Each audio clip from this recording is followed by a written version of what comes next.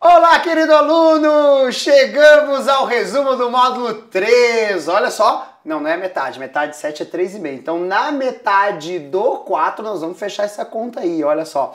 O módulo 3 está quase na metade, esse módulo é um módulo tranquilo, porque, ó, 5 questões. Serão apenas 5 questõezinhas de prova, de um total de 60, e é um módulo que vai falar de finanças, são coisas que tem a ver com o teu dia a dia, tá ali, né? Todo dia você vê o que é Selic, o que é o IPCA.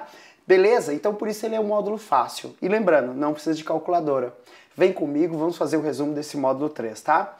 Importante primeiro a diferença entre IPCA e IGPM. Olha só, nós temos dois indicadores de inflação, os dois vão medir preços, né? O quanto as coisas estão mais caras, e você tem que saber a diferença dos dois. Lembrando, IPCA é calculado, divulgado pelo IBGE. O IPCA, que é o Índice Oficial de Inflação, adotado no sistema de metas do Copom, é calculado pelo IBGE. Já o IGPM é calculado pela FGV. IPCA e IBGE é IBGE, não mistura, IGPM é FGV. Agora olha só, também é importante saber qual é a composição desses índices.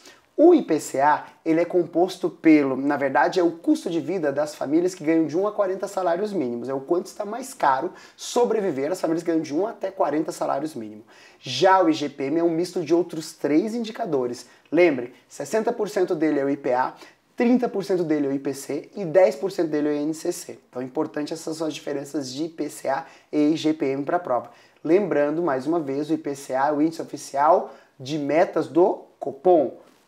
O Copom é o Comitê de Política Monetária, que na verdade são os diretores do Banco Central, que se reúne periodicamente para determinar a meta da taxa Selic. Cabeção, meta da taxa Selic.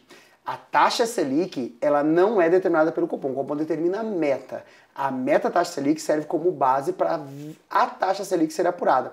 O que é a taxa Selic? A taxa Selic é a taxa média praticada no mercado interbancário. Então presta atenção. Todos os dias os bancos emprestam dinheiro entre eles e essa taxa média gera a taxa Selic. Claro, lembrando, se a garantia for título público, olha a dica. Quando os bancos emprestam e dão como garantia títulos públicos, a taxa é a Selic, que nós chamamos de Selic Over. Se a garantia dada for títulos privados, a taxa é o CDI. Então presta atenção, tanto CDI quanto Selic vem dos empréstimos interbancários. Garantia pública, Selic. Garantia privada, CDI. Não confunda esses dois caras, ok? E aí nós vamos lá para a parte de finanças. Olha só, entramos ainda em câmbio. Olha só, lembra do câmbio? Taxa oficial é a taxa Petax. Só existe uma taxa de câmbio que é a taxa Petax, calculada e divulgada pelo Banco Central. O Banco Central tira a cotação do dólar. Dólar nós usamos porque é a principal moeda, mas pode ser de qualquer moeda, tá? A taxa ela é calculada com a média praticada também no mercado interbancário. Essa taxa serve como referência para as operações de câmbio. Lembrando, quando entra dólar no país, olha só, presta atenção que essas questões são muito de entendimento. Entrada de dólar, que pode ser exportação, ó, vai produto, vem dólar, é uma entrada de dólar, ou quando vem um turista para cá para o Brasil, também pode ser, a entrada de dólar aumenta a quantidade. E se a quantidade aumenta, o que acontece com o preço de uma coisa quando tem muito? Tem muito, ninguém quer, o preço cai. Então presta atenção, exportação faz com que o preço do dólar caia. Já a saída de moeda estrangeira, que é causada por diversos fatores, entre eles a importação, vai fazer com que a quantidade de moeda reduz e essa redução vai fazer com que o preço aumente. Então essa coisa é inversamente proporcional. Entendeu? Beleza? Os impactos na taxa de câmbio da entrada e da saída de moeda estrangeira. E aí, como a gente está falando de taxa, vamos falar lá de uma taxa fundamental, que é a taxa real. Presta atenção. O que é taxa real? Quando o investidor faz uma aplicação financeira, seja no CDB, numa poupança, no que for, essa taxa que nós informamos para ele é uma taxa nominal, é uma taxa mentirosa. Lembra disso? Se a gente descontar a inflação, aí sim nós temos a taxa real. Exemplo, se eu tenho um dinheiro hoje e esse dinheiro é aplicado por um ano e ele rende 10%, eu não ganhei 10%. Eu só ganhei 10% se as coisas não aumentarem.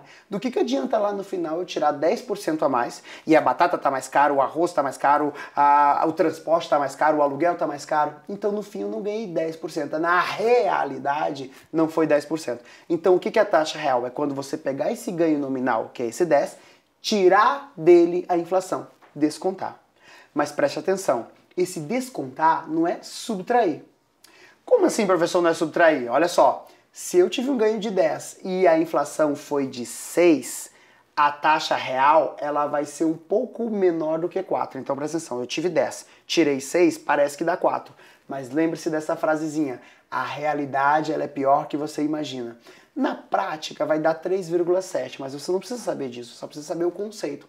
Numa questãozinha de prova vai falar assim, ó, o investidor aplicou em um CDB que ganhou 10. A inflação no período foi 7. Qual foi o ganho real? E vai ter na letra B de bobo 3, bobo, marca. Não! Você vai ter que lembrar da minha frase dizendo que é um pouco inferior à realidade. E vai ter na letra C de certo inferior a 3%. Não precisa calcular somente conceito. Então toma cuidado com esse conceito da taxa real, porque aí nós temos um peguinha, porque você acha que subtrai, ó, se você subtrair, vai subtrair o número de acertos na tua prova. E eu tenho certeza que você não vai errar essa questão. E sabe o que é legal?